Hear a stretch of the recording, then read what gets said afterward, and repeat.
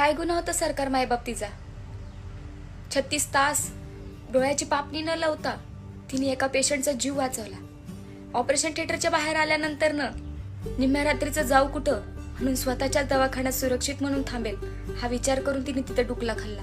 पण डुकलाच खाताच अनेक नराधामांनी तिच्यावर अत्याचार केला. आणि फक्त अत्याचार नाही केला तर तिच्या शरीराचे हाडं ना हाडं मोडले. काय वेदना झाल्या असतील हो तिला.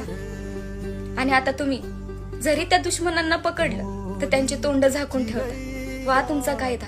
अहो इतकंच नाही घडत तुमच्या राज्यात तर दुसऱ्या दिवशी मुंबईमध्ये 4 वर्षाच्या मुलीवर बलात्कार केला.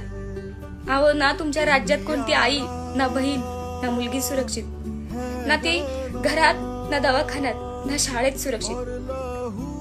मग कशाने भेटले आम्हा महिलांना आरक्षण? आणि हा लाडकी बहीण योजना म्हणून 1,500 रुपये देतात